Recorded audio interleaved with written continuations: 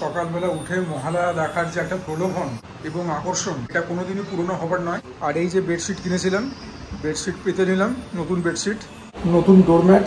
আজকে ফাইনালি সেই দিন যেদিনকে কিনে অ্যাপেল ওয়াচটাকে আনবক্স করব। তোমরা জানো যে আমি ঠাকুর ঘরে এসেই এরকম কোনো কি বলবো, একটুখানি বড় সড়ো পারচেসকে সেলিব্রেট করি।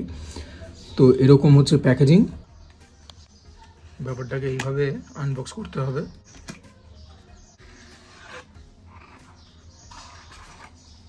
অ্যাপেল ওয়াচ আলট্রার জন্য একটুখানি প্যাকেজিংটা অন্যরকমই হয়। এটা একটা বুকলেট দিয়েছে, আর এখানে রয়েছে brand new ultra watch 2 satin black, আর এটা হচ্ছে ওশান লুপ ব্ল্যাকে পুল ট্যাব, অ্যাপেলের বিখ্যাত।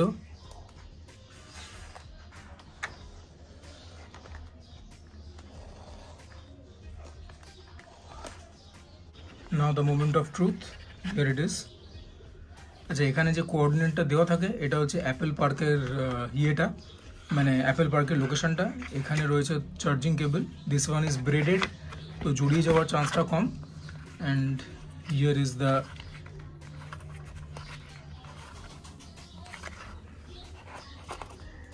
Main guy. একটা ওজন রয়েছে জিনিসটার মধ্যে, একটা ওয়েট রয়েছে, feels substantial. Apple products unbox করবার যে মজা, সেটা কিন্তু মানে আনপ্যারালেল, ঠিক আছে? মানে কিনতে গেলে যেরকম একটা গায়ে ছ্যাঁকা লাগে, that's very true.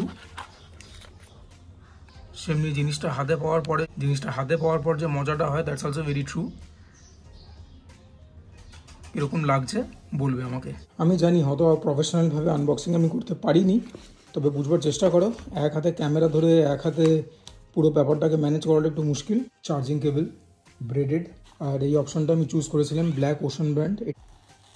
So this is how it is.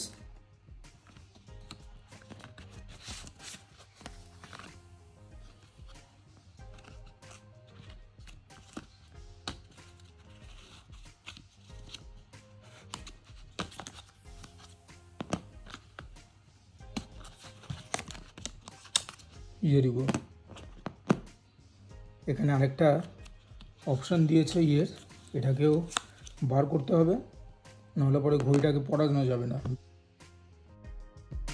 Watch set up করে নিলাম, যেখান থেকে কিনেছিলাম ওখানেই নিয়ে গেলাম। Looks fabulous. আশা করি মহালয়ার শুরুটা তোমরা মহালয়া যে চণ্ডীপাঠ হয় সেটাকে শুনেই কি বলবো সেলিব্রেট করলে।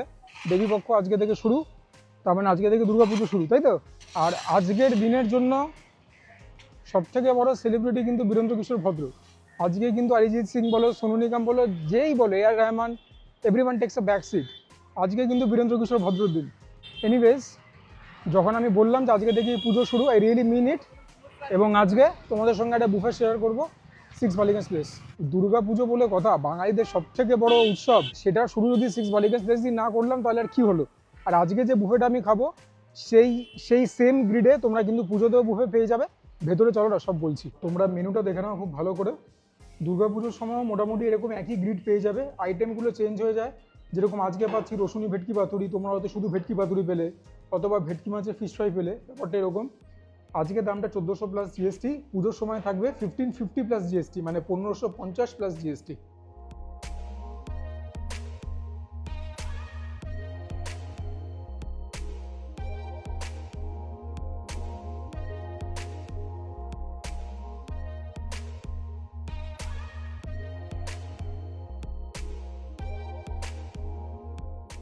ওয়েলকাম ড্রিঙ্ক হচ্ছে আনলিমিটেড, এটা হচ্ছে আম পোড়া শরবত।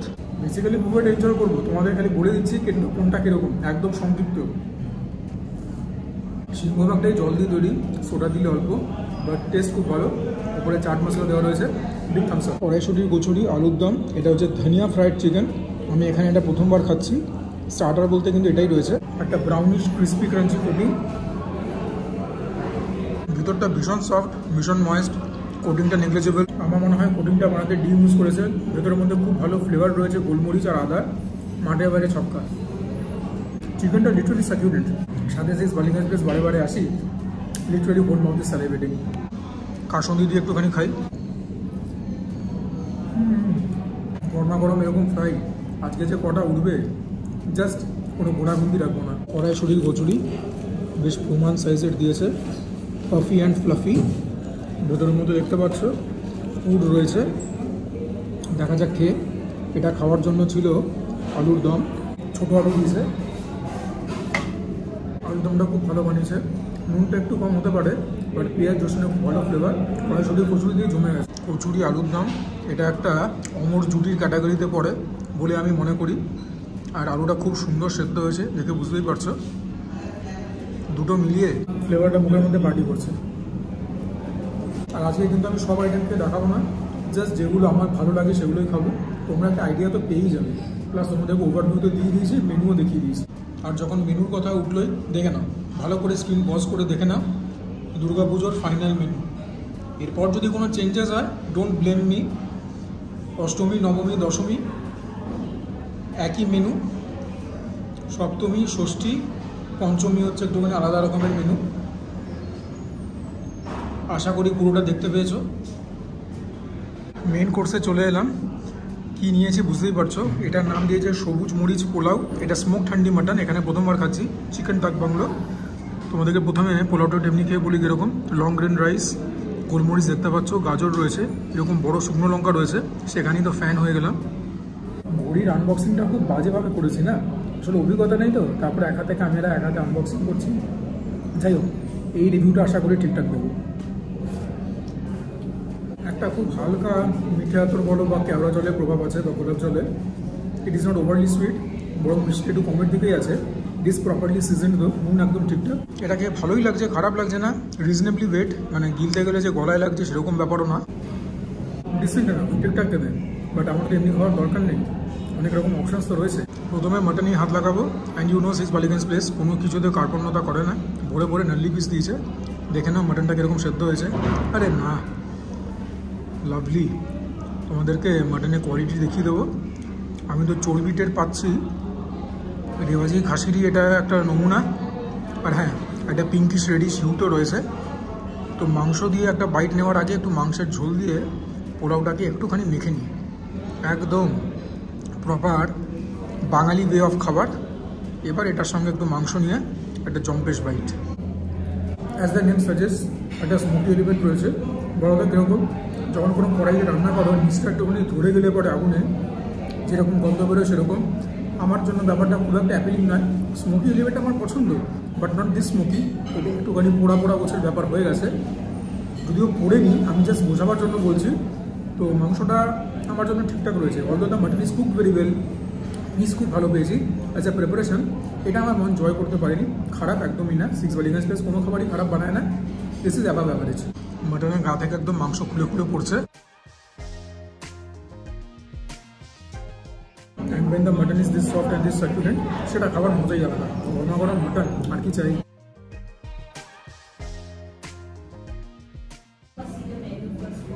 এবারে তোমরা চিকেনটা দেখো, চিকেন ডাক বাংলো। এটা দিয়েও একটুখানি পোলাওটা মাখবো। চিকেনটাও ইজ কুক সো ওয়েল, দু আঙুলে ছিঁড়ে আসছে। আমি দেখে শুনে একটা লেগ পিস দিয়েছি, সুতরাং চিকেনেও they have been very generous in serving the portions, the cuts of the chicken. একটা গ্রাস নিই। চিকেন বাংলোতে ট্রেডিশনালি ডিম যায়, এখানে ডিম তো দেখিনি, but it is very well done. এটাই মাটন থেকে better.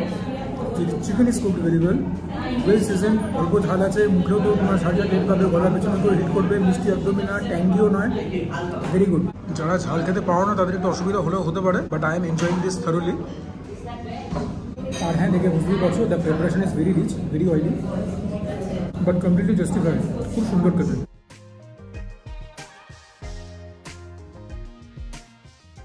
Second round of main course ভাত দিয়ে খাওয়ার জন্য এনেছে ছানার মায়ালু রসুনি ভেটকি পাতুরি।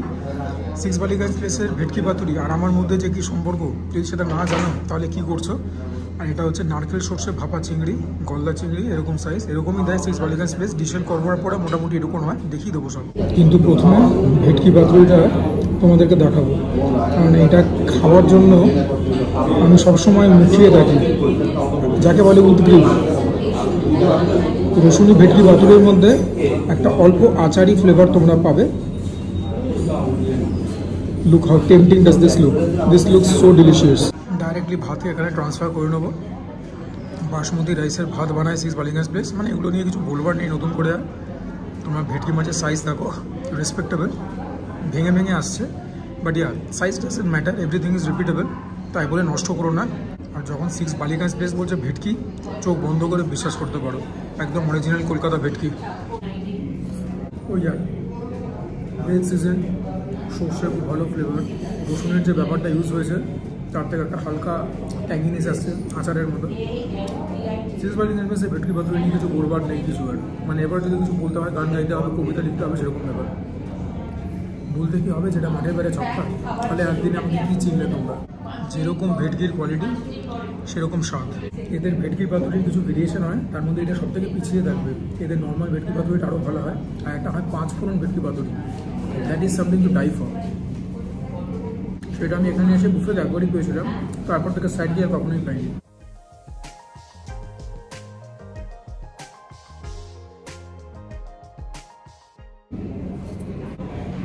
ছানার মায়ালু দেখে নাও, এরকম ছানার কোফতা দিয়েছে, একটা ক্রিমিশ রঙের একটা গ্রেভির টেক্সচার কালার।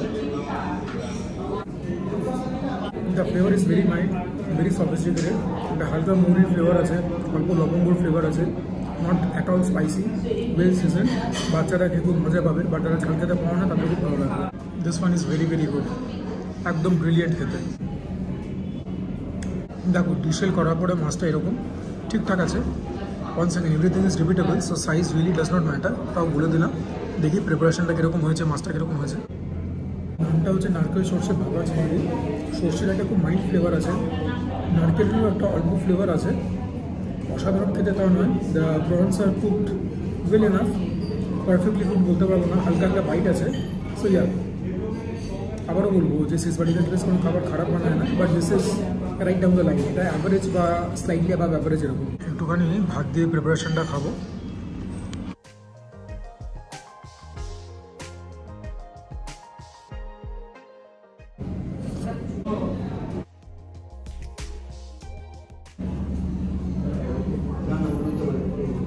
ডেজার্টস নিয়ে চলে এলাম।